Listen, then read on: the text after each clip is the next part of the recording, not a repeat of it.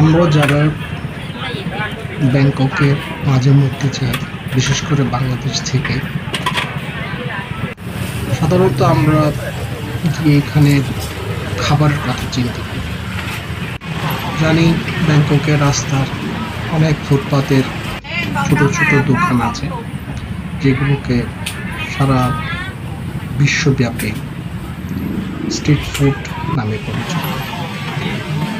এইবারে যেহেতু সাতরাম এলাকায় আমার থাকার সুযোগটা হয়েছে, বিশেষ করে হোটেল রেস্টুরেন্টগুলোতে প্রচুর পরিমাণের দাম থাকার কারণে স্ট্রিট ফুডের অনুসন্ধানে নেমে পড়ি। এখানে চাট্রিয়াম রেসিডেন্সের আশেপাশে স্ট্রিট ফুড কি আছে খুঁজতে খুঁজতে একটা সময় গিয়ে এই রামা সেন্ট্রাল নামে একটা, রামা সেন্ট্রাল 1, রামা সেন্ট্রাল 2, রামা সেন্ট্রাল 3, বিরাট একটা শপিং মল আছে। ঠিক তার নিকটে গিয়ে এই স্থানটা খোঁজ পেলাম। তো এখানে গিয়ে দেখি হরেক রকমের, যেগুলো আগে বিভিন্ন ভিডিওতে দেখেছি স্ট্রিট ফুড, সেটা নিজ চোখে দেখলাম। এখানে যেভাবে খাবারের বিভিন্ন ধরনের খাবার, পোকামাকড় থেকে শুরু করে কাঁচা সবজি, অনেক রকম, অনেকটা আবার আমাদের এই পার্বত্য চট্টগ্রামের শাক সবজি খাবারের সাথে অনেকটা মিল আছে। এই যে দেখেন, এই যে পাশের একদম কাঁচা মাংস, আবার কিছু আছে সিদ্ধ করে রান্না করে, সেখানে রান্না করে পরিবেশন করা হয়। আবার কাঁচা যে যতটুকু পরিমাণ মতো ততটুকু তারা বিক্রি করে। আবার তাদের কিছু নির্দিষ্ট জায়গায় কিছু প্যাকেট থাকে, বিশেষ করে যদি একটা স্ট্যান্ডার্ড নর্মাল, তাহলে সেই থাইল্যান্ডের টাকা 30, 40, 20 থেকে 10 থেকে শুরু করে 50 টাকার ভিতরে, অর্থাৎ থাইল্যান্ডের বাদ 10 থেকে 50 বাদের ভিতরে এই খাবারগুলো মেলে। তারা সুন্দর করে প্যাকেজিং করে তারা দিয়ে থাকে। এখানে এই যে এখানে হাঁসের, আবার যদি মনেও করি যে হাঁসের শুধুমাত্র আমি গলাটুকু নেব, মাংসটুকু নেব, তো এটাও কিন্তু পাওয়া যায়। আবার যদি বলে আমি শুধু পাগুলো নেব, সেটাও পাওয়া যায়। যদি বলে আমি পাখনাগুলো নেব, পাওয়া যায়। মানে যেইভাবে চায় সেভাবে কিন্তু পাওয়া যায়। আর বাংলাদেশের তুলনায় দামে কম বলা যেতে পারে এখানে মাংসের, অর্থাৎ স্ট্রিট ফুডগুলোতে। এটা যে আমাদের এখানে এই যে পরিমাণের দাম, তার চাইতে মনে হয় এখানে এই যে আস্ত একটা মুরগি একদম সিদ্ধ করে দাম 50 বাত। 50 বাত যদি হয়, তা বাংলাদেশের টাকা দিয়ে, মানে বাংলাদেশের 4 টাকা, থাইল্যান্ডের 1 টাকা, তাহলে 50 টাকা যদি হয় 4, 5, 20, 200 টাকা। তো 200 টাকা দিয়ে আস্ত একটা মুরগি পাওয়া যায়।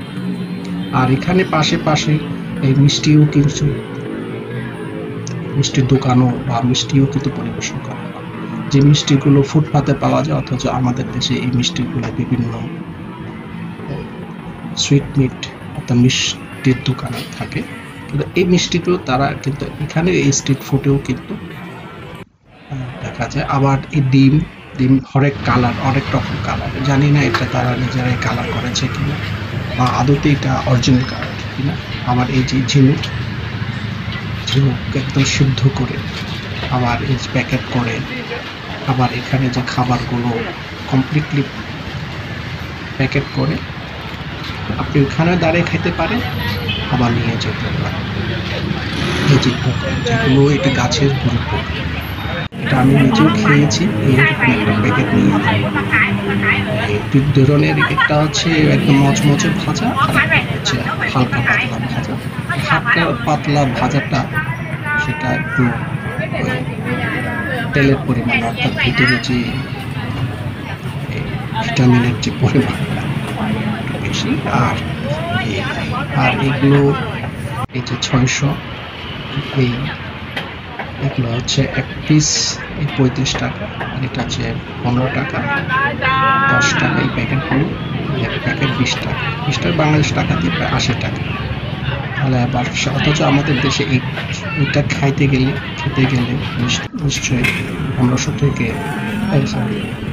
150 থেকে 200 টাকা। আবার এগুলো যে এই যে সিদ্ধ, এটা হচ্ছে এই বাঁশকুড়ুল সিদ্ধ করে ভাজি করে। তারপর আবার এখানে দেখা যায় রসুনকে সিদ্ধ করে ভাজি করেছে। এইগুলো হচ্ছে ভিতরে কিন্তু বিভিন্ন মশলা দিয়ে সিদ্ধ করে প্যাকেট করা। এই এক প্যাকেটগুলো 20 বাত।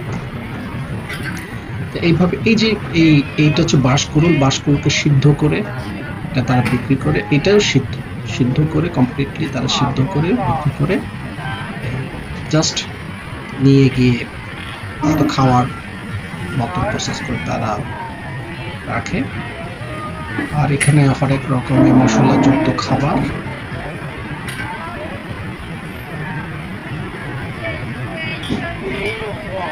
কিন্তু এখানে কিন্তু আমি যেগুলো খেয়েছি দেখলাম প্রচুর পরিমাণে তারা ঝাল ব্যবহার করে। মরিচগুলো যদি বা ছোট ছোট, কিন্তু ঝাল, প্রচুর ঝাল। এই যে মাছ ভাজা, তার সাথে কপি সিদ্ধ, পিছনে আবার বিভিন্ন জাতের সিদ্ধ। প্রচুর পরিমাণে বিক্রি হয়। বিশেষ করে এই বাজারটা বিকাল 4টা-5টা থেকে শুরু হয়। বিশেষ করে এই সন্ধ্যার সময় যখন অফিসের লোকজন বাড়িতে ফিরে, তখন তারা এখান থেকে এসে এখান থেকে কমপ্লিট বাজার করে তারা চলে যায়। রাত্রে তারা বাড়িতে তেমন রান্না বান্না করে না। এখান থেকে স্ট্রিট ফুড থেকে এসে তারা খাবারগুলো নিয়ে তারা চলে যায়। হয়তো তারা নিজের কিছু খেয়ে হতো, তারা হয়তো কিছু ফ্রিজে হতো, জানি না ফ্রিজে রাখে কিনা তারা। তবে এখানেরকার এই ডেইলি খাবারটা দিলে, এই যে এটাও কিন্তু আমি এটা আগে খেয়েছি, এই যে আস্ত একটা মুরগি, এখানে আবার কলিজা রান্না করা, আবার এটা এই যে পাখা, মুরগির পাখনা, এখানে যে কাঁচা মাংস, এই যে কলিজা, খিলা কলিজা, এই শুধুমাত্র পা, আবার এখানে যে মুরগির ডিম সিদ্ধ মুরগি, তারপরে মাংস, এটা